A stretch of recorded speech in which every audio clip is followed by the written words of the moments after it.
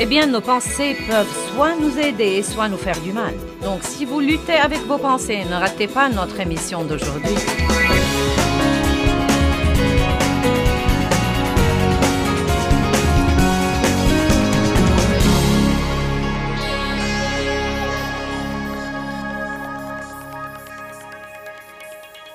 Que tout le monde dise « Je ne cache rien à Dieu ».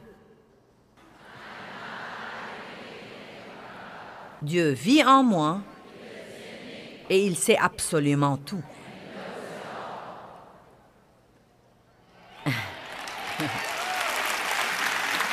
Maintenant, je ne vais pas lire tous ces versets car je veux vous parler d'autre chose. Mais Matthieu 5, 28 dit que l'adultère se commet dans le cœur.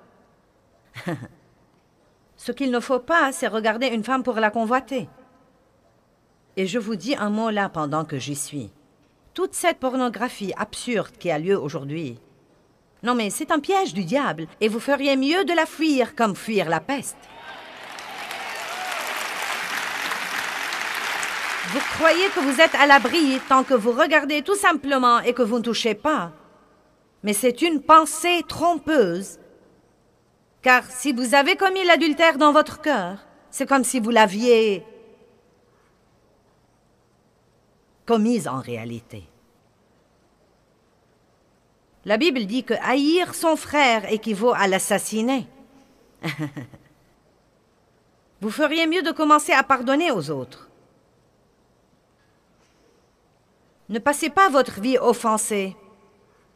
Oh, ce qu'on m'a fait est vraiment injuste. Oh, essayez de vous oublier. Essayez de comprendre ce que vous faites vous-même aux autres.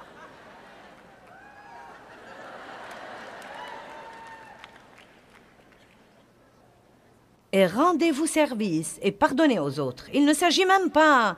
Dieu ne vous dit même pas que vous rendez un grand service à vos ennemis en leur pardonnant.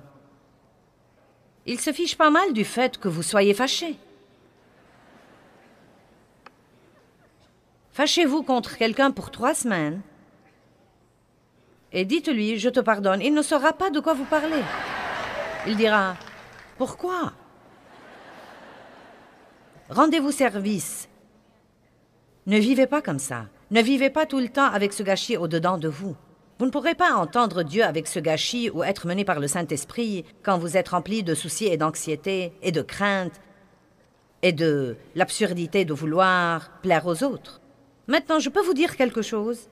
Si vous n'avez jamais prêté attention à ce qui se passe en vous, ça ne va pas s'arranger du jour au lendemain. Car le diable a des forteresses. La pensée est le champ de bataille. Et il commence, quand nous sommes jeunes, à nous inculquer de mauvaises pensées et à nous donner des modes de pensée et des façons de penser et de mauvaises mentalités. Et je ne sais pas si vous vous rendez compte à quel point vous devenez fort quand vous vous décidez. Mais ça marche dans le négatif aussi bien que dans le positif. C'est vraiment surprenant ce qu'une personne est capable de faire quand elle se décide. Et vous ne laissez aucune place pour aucune autre pensée. C'est comme si vous disiez « Eh bien non, je vais faire ça ». Une fois que vous avez cette façon de penser, le diable ne peut pas vous arrêter. Il ne peut pas vous arrêter. Mais si vous avez une mauvaise façon de penser, Dieu ne peut pas vous aider. Il peut vous montrer la vérité.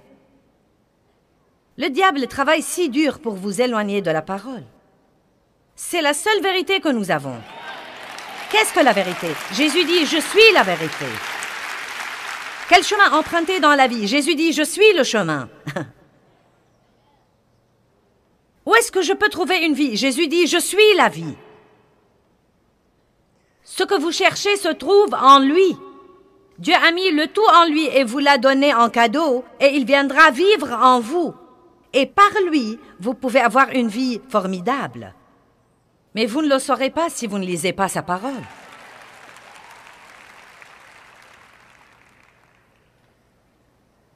Je vous expliquerai quelques points à ce sujet dans un moment, car j'apprends tout le temps pourquoi les gens ont du mal à étudier la parole. Regardons Genèse 4. Genèse 4, 1.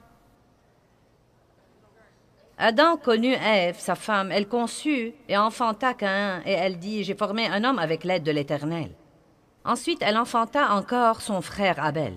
Abel faisait paître les moutons, mais Caïn cultivait la terre. Maintenant, la Bible ne dit pas ceci, mais d'après ce qui arrive dans les versets d'après, ça ne me surprendrait pas qu'il y ait un problème qui couvait déjà juste parce qu'ils étaient différents.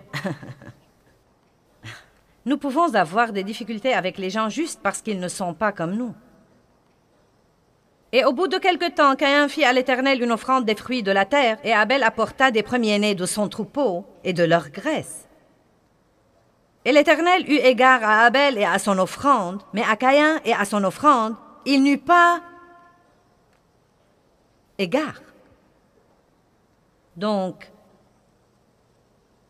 Dieu a aimé l'offrande d'Abel parce qu'il avait donné ce qu'il avait de mieux.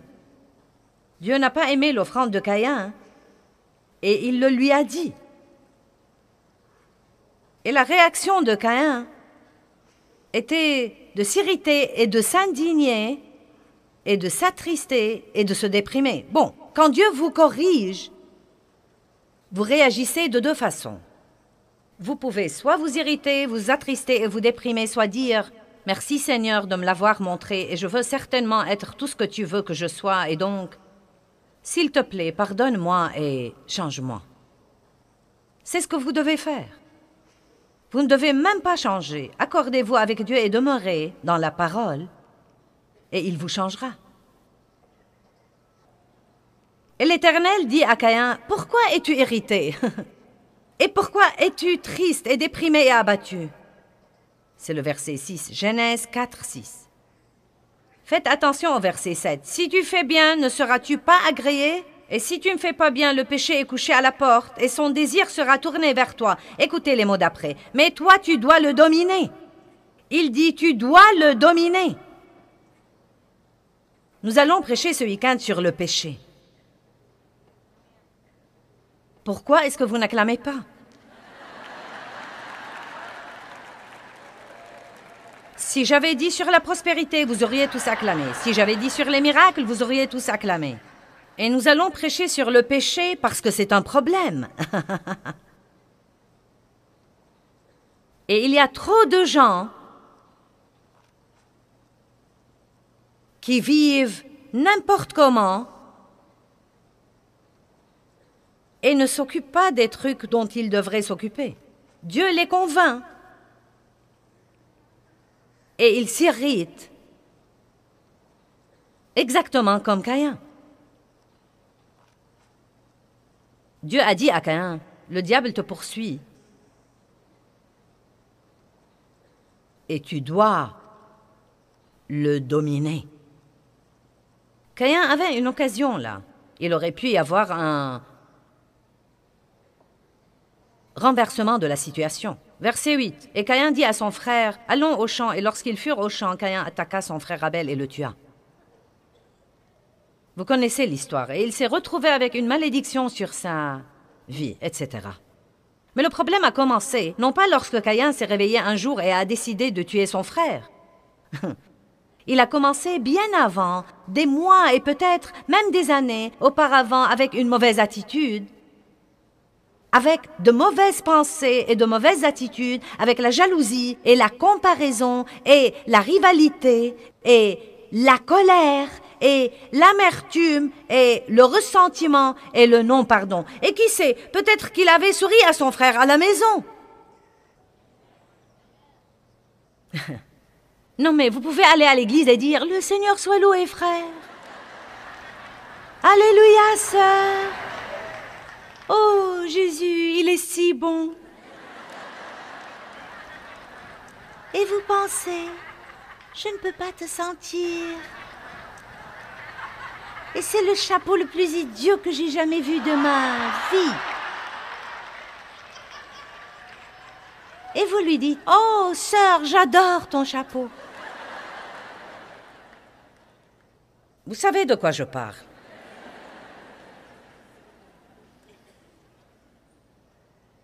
Est-ce que Dieu aime la condition de votre pensée?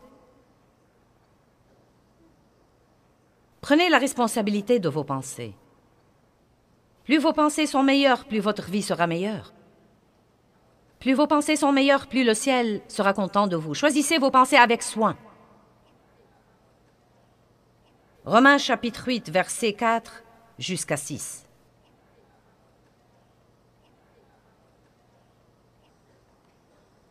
Afin que la justice de la loi fût accomplie en nous, qui marchons non pas selon la chair, mais selon l'esprit, nos vies étant gouvernées non pas selon les normes et les lois de la chair, mais selon l'esprit. Donc il dit que nous sommes censés marcher selon l'esprit et non pas selon la chair. Nous avons tous une chair. Il y a une nature de péché qui est là, mais si nous marchons selon l'esprit, nous n'accomplirons pas les désirs de la chair. Donc nous devons écouter Dieu et non pas nous écouter. Écouter Dieu et non pas les gens. Car ceux qui vivent selon la chair et sont contrôlés par ses désirs impies pensent toujours aux choses qui font plaisir à la chair et les recherchent. Laissez-moi vous l'illustrer pour que nous puissions tous comprendre. Bien, Dieu m'a dit que je devais me remettre en forme et perdre du poids et faire de l'exercice. Bien, donc, je me conforme le lundi et tout va bien. Maintenant, je feuillette un magazine et je vois la photo d'une glace. Ouh! Je commence à penser à cette glace au caramel. Je pense seulement à cette glace au caramel. Peu de temps après, je recherche cette glace au caramel. Je pourrais monter dans ma voiture et aller à la poursuite de cette glace au caramel. Mais en réalité, ça a commencé parce que j'ai pensé à cette glace. Si vous pensez à la manière dont quelqu'un vous a fait du mal et vous a blessé, vous finirez par l'extérioriser quand vous le verrez. Si vous pensez à ce que vous n'avez pas dans la vie et à ce que les autres ont et que vous croyez que vous devriez avoir, vous serez mécontent. Et même si vous allez à l'église plusieurs fois par semaine, Dieu ne sera pas content de votre attitude. Amen. Il s'agit de ce qui se passe en nous. Pensez aux choses d'en haut et non pas à celles qui sont sur la terre. Pensez toujours à ce que la Bible vous dit de faire. La Bible dit que si nous méditons la parole de Dieu jour et nuit, nous l'observerons et nous commencerons à agir selon tout ce qui y est écrit. La parole est si précieuse. C'est important que vous étudiez la parole de Dieu vous-même. C'est formidable d'écouter les autres prêcher. Je suis contente que vous soyez venus et que vous preniez des notes, mais j'espère que vous allez rentrer chez vous et chercher vous-même tous ces versets et les étudier, car c'est en étudiant les choses maintes et maintes fois qu'elles s'enracinent en nous. Maintenant, pourquoi croyez-vous que les gens ont vraiment du mal à faire ça? Pourquoi? Je crois qu'il y a plusieurs raisons. 1, manque de discipline. 2, les occupations de la vie. Soyez francs, même avant que les gens n'aient toutes ces occupations, je crois qu'ils avaient toujours des problèmes. Et évidemment, il y a une grande attaque de l'ennemi. Il ne veut pas que vous demeuriez dans la parole, car si vous commencez à l'étudier, vous commencerez à voir ce qui ne va pas chez vous. Et l'ennemi ne veut pas que vous voyiez ça. Est-ce que je peux avoir mon truc?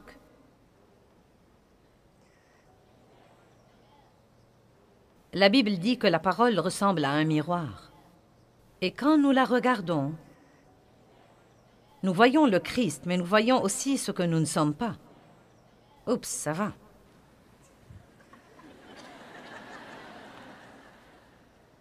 Maintenant, vous voyez? Si je ne me regarde pas dans le miroir... Quoi, vous n'aimez pas ma tenue? Si je ne m'y regarde pas...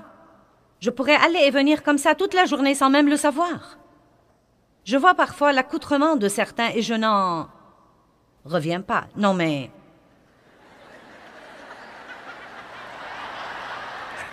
Non, mais je pense... Vous ne vous regardez pas dans un miroir avant de sortir? Je ne veux pas être impoli, mais je vois une certaine femme chrétienne, peut-être même à l'église et... la moitié de sa poitrine qui traîne et je suis comme... C'est incroyable, vous ne vous regardez même pas dans le miroir? La parole ressemble à un miroir. Eh bien, donc, je regarde la parole, et je vois ce que je suis censé être, et je vois ce que je ne suis pas, et ce n'est pas pour la condamnation. C'est juste pour me dire, oh, je crois que je devrais me nettoyer.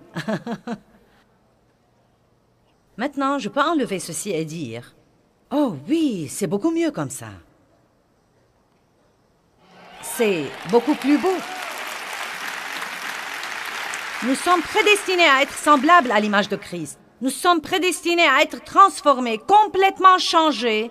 Et Romains 12 dit par le renouvellement de votre pensée. Dieu veut vous donner une vie formidable et Romains chapitre 12 dit que nous devons étudier la parole de Dieu et que nous devons renouveler nos pensées continuellement et qu'à ce moment-là, nous allons vraiment expérimenter le merveilleux plan de Dieu pour nos vies. La pensée doit être renouvelée et voici l'outil du renouvellement de nos pensées. Car vous ne savez pas que vous pensez mal avant de vous regarder là-dedans et découvrir comment Dieu pense. Toutes ces pensées puantes que nous pensons dans le monde, nous croyons que c'est comme ça que nous devons penser. C'est la façon de penser de tout le monde. Maman, papa a pensé de cette façon. Tous les gens pensent de cette façon. Vous n'essayez même pas de penser d'une façon spécifique, car vous pensez tout ce que le diable décharge dans votre tête et vous ne savez même pas que vous avez le choix. Mais la vérité est que vous pouvez choisir ce que vous voulez penser. Maintenant, il faut un peu d'exercice, il faut un petit effort, mais vous pouvez choisir ce que vous voulez penser. 2 Corinthiens 3 dit que si nous demeurons dans la parole de Dieu, nous verrons l'image de Christ là-dedans et que nous serons transformés en la même image de gloire en gloire en gloire.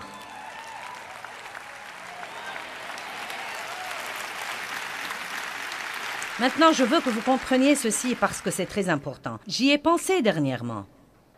Vous savez, c'est surprenant que tant de gens aujourd'hui aient du mal à prier et à bien étudier la Bible. Et je comprends ça, car je suis passé par là. Je ne veux pas dire que c'est surprenant que vous ayez du mal à faire ça.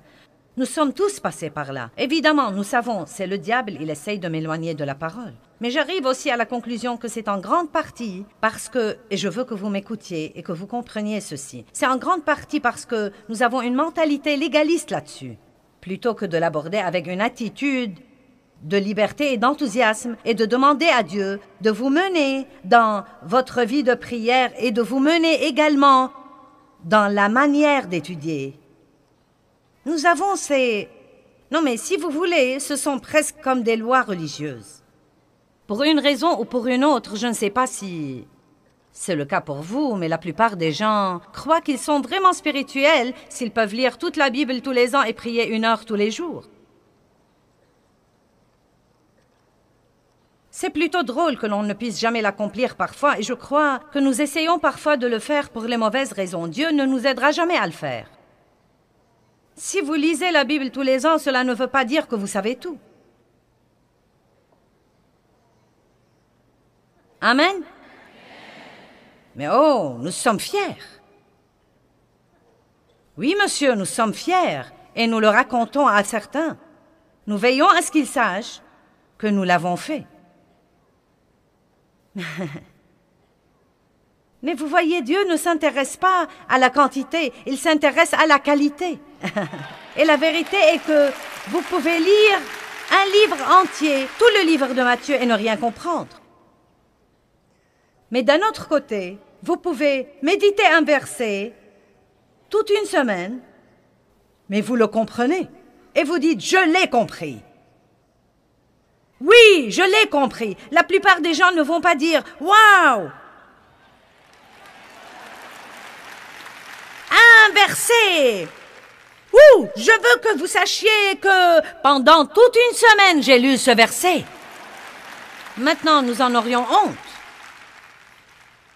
Dieu n'exige absolument pas les mêmes choses de tout le monde. Et soyez sûr qu'il ne s'attend pas à ce que tout le monde fasse tout ce qu'il demande de faire exactement de la même façon. Quelqu'un pourrait prier 3 heures tous les matins et quelqu'un d'autre ne peut prier plus de 2 minutes chaque fois, mais il pourrait prier toute la journée.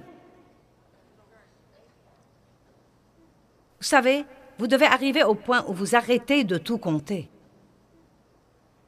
Vous savez que David a en fait été maudit parce qu'il a compté le peuple. Et parfois, nous comptons beaucoup trop. Combien de fois ai-je prié? Combien ai-je lu? Combien de fois ai-je fait ceci? Combien ai-je fait cela? Et combien de fois suis-je allé à l'église? Pourquoi n'apprenez-vous pas à vivre avec Dieu et chaque fois que vous en avez l'occasion, vous essayez de lire la parole? Ce pourrait être un repas complet ou être un petit quelque chose. Cela pourrait être lire une page quand vous êtes dans la salle de bain. Est-ce que vous me suivez là-bas? Débarrassez-vous de toutes ces mentalités légalistes et de ces idées préconçues sur la manière dont vous devez faire ça. Vous n'êtes pas censé le faire comme Charles Finney le faisait. Vous n'êtes pas censé le faire comme Billy Graham le fait ou comme Joyce Meyer le fait. Vous n'êtes pas censé le faire comme... Vous devez juste prier et laisser Dieu vous donner un plan pour votre vie et le suivre.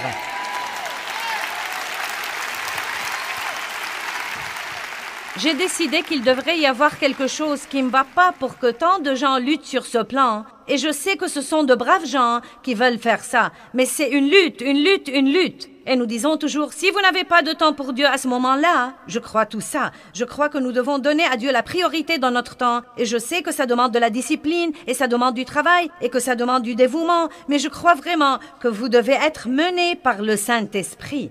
Il y a des gens qui sont mieux le matin et d'autres mieux le soir. Mon mari a dû pendant des années se lever tôt pour aller au travail, pour pouvoir étudier avant de partir, et il passait son heure du déjeuner tous les jours, pendant des années, à marcher dans le quartier où se trouvait son lieu de travail et à parler à Dieu. Et il arrivait au travail un peu tôt et il lisait. Et vous savez, il étudiait quelques versets, il lisait la Bible. Et vous savez, Dave a un ministère mondial. Il n'a pas suivi un certain modèle, il a simplement suivi Dieu. Or moi, j'étudie beaucoup, mais Dieu m'a appelée à être enseignante. Et donc, il m'a donné le don et la capacité de faire ça. J'aime beaucoup ça. Je suis passionnée de ça. Si je peux avoir toute une journée pour étudier, c'est comme si j'étais déjà au ciel. Je ne peux pas du tout m'attendre à ce que tout le monde fasse tout exactement comme moi, car vous avez peut-être le don de l'encouragement et que vous passez votre journée à encourager les gens que j'ai renversés en essayant de bâtir mon ministère. Je ne sais pas. Allez!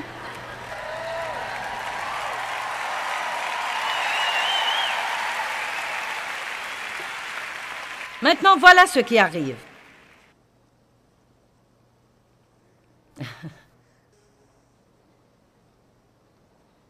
La Bible dit que nous serons modelés à l'image de Christ.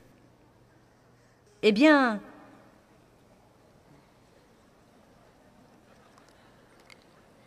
j'ai là ma pâte à modeler.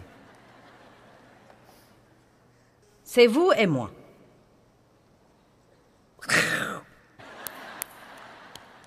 Ouh! Que fais-tu, Dieu?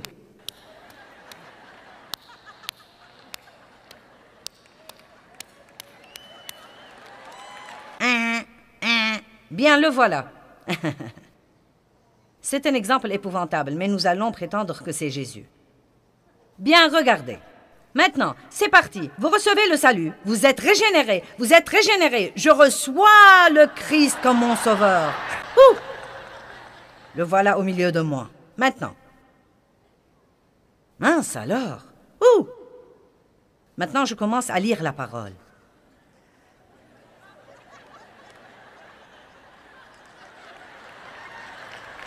Vous pouvez le voir de ce côté. Une très bonne vue d'ici, mais personne d'autre ne peut vraiment juger. Tu as un travail, Joyce?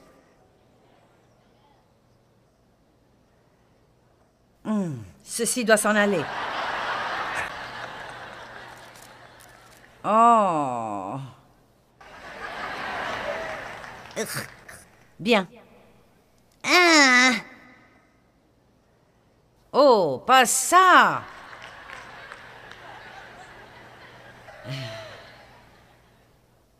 Et chacune de ces choses peut prendre 20 tours autour de la montagne dans environ 10 ans.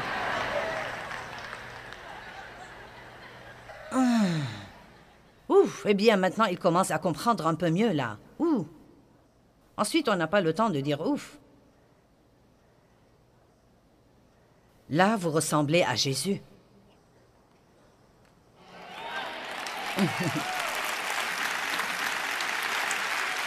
Laissez la parole de Dieu renouveler votre pensée. Apprenez à bien penser.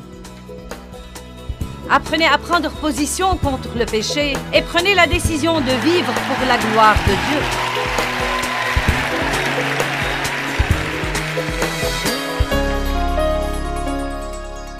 Eh bien, là où la pensée va, l'homme suivra. Et cela veut dire en fait la chose à laquelle je pense aujourd'hui. Je verrai tous ces résultats dans ma vie demain. Nous devons donc veiller toujours à avoir des pensées qui nous profiteraient et non pas des pensées qui rendraient notre vie pire.